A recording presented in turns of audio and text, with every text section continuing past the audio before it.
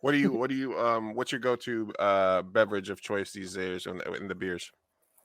Ooh, and the beers. Hmm. Ooh, thank you for mentioning this because part of what I'm doing with coffee this is what I'm doing with beer for Hispanic Heritage Month, and with coffee, Mestizo.coffee, which is a brand I started during the pandemic to provide top shelf coffee to Latinos who drink more coffee than our white counterparts, but most of the coffee we drink is like low grade because mostly we don't know better. But I'm here to kind of say, hey, there's like we have to pay more, but that's true of like a lot of the things that we drink, right?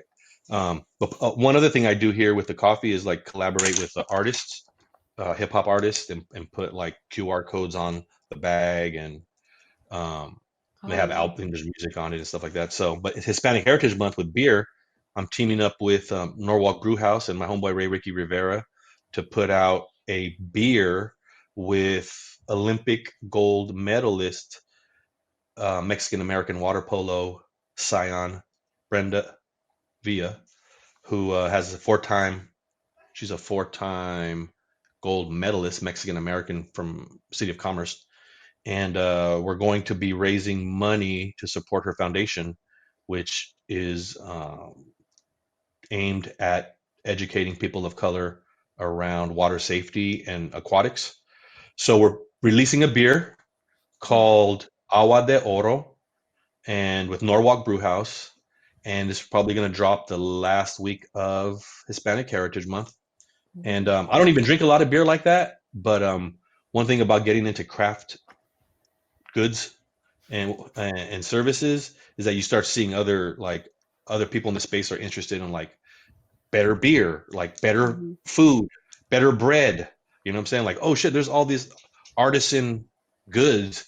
And once you get in the mix, I'm starting to find. And then for the most part, a lot of these artisan kind of marketplaces on the commercial level, maybe is like mostly white. So like specialty coffee is a Mhm. mostly white endeavor. You know what I'm saying?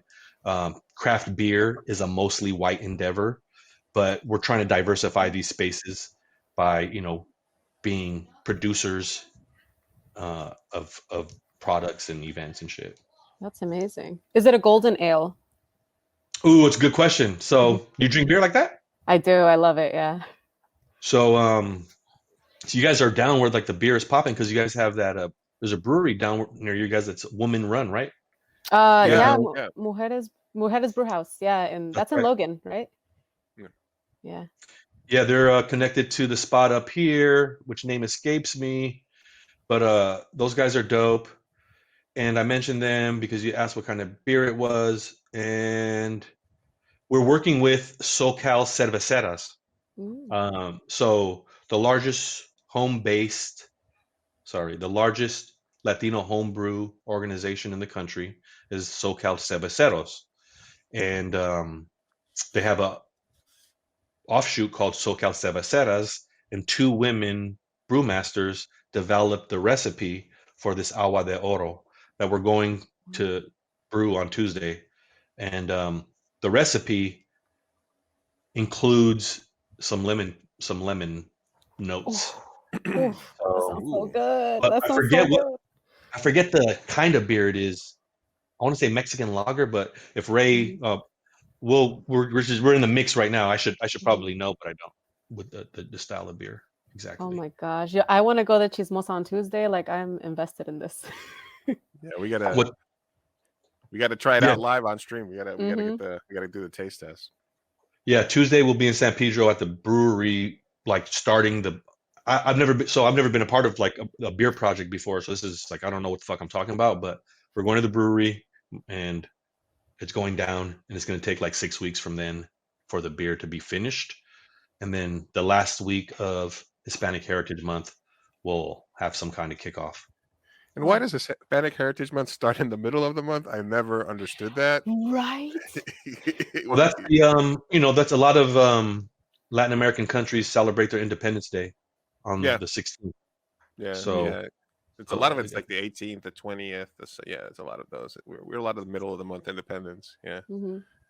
This one is my favorite, just because I had Mr. Big Brown Dad on the fireside chats for a little while, and I got this the 421 Colombian, which is what I'm currently on and running out of. Hey, re-up season. It's time for the re-up season.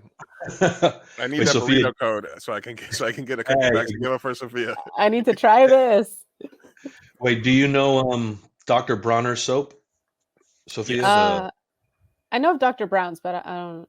Dr. Bronner is like in Oh, the Trader Brown. Joe's. Mm-hmm. Like Trader Joe's and Target carries it now. It's that really expensive bottle soap with weird design and a bunch of esoteric writing on it. Mm-hmm. So those of you who are watching might be familiar with it. Anyways, I try to emulate that with the label of this coffee. With a bunch of esoteric.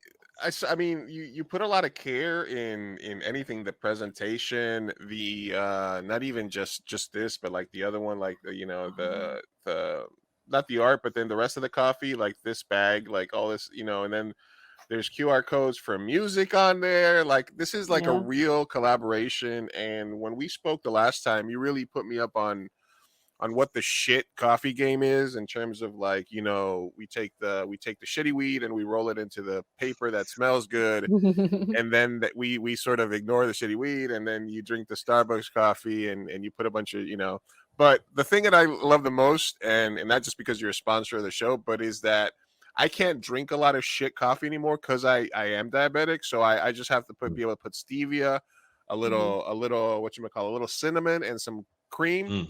And I've gotten used to that, but the flavors that you have, and for example, I'm Colombian, so you gave me something that's the 420 in one, and you're like referencing my culture and my other culture, and I'm all in. And after Mr. Big Brown that publicly coffee shamed me, and said we don't, and he said, Lou, I'm gonna give you a discount code because we don't speak broke in SoCal. Even if you're Colombian, you got to get with the program. I've been on a good coffee trip ever since, and I've only tried the 420, but I want to try, and I also want to try the fruit bomb because I kind of want to expand my horizon a little bit on that. So we're always, as you know, we're always shouting you out on the pod, on the stream. The official, unofficial sponsor of the show here. So make sure you guys go to mestizo.coffee, check it out. There's beer coming up. How do you feel about like these because I understand, we live in Brewery Central here, right here in San Diego.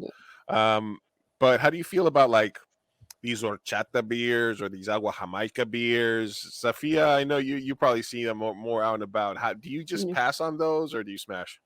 I tend to pass on those in general, but I'm willing to always try something new. I like when people get experimental, especially with brews.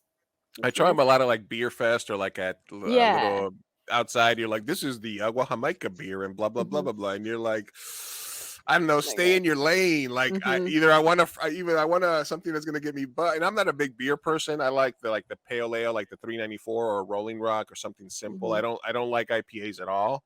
How about you, Mr. Big Brown Dad? How do you feel about these? Man, I feel. Oh, I'm down with whatever. Like, I don't think there are any. Like, I don't enter the space with any ideas about what should be, what's right, what's wrong. Don't take our flavors.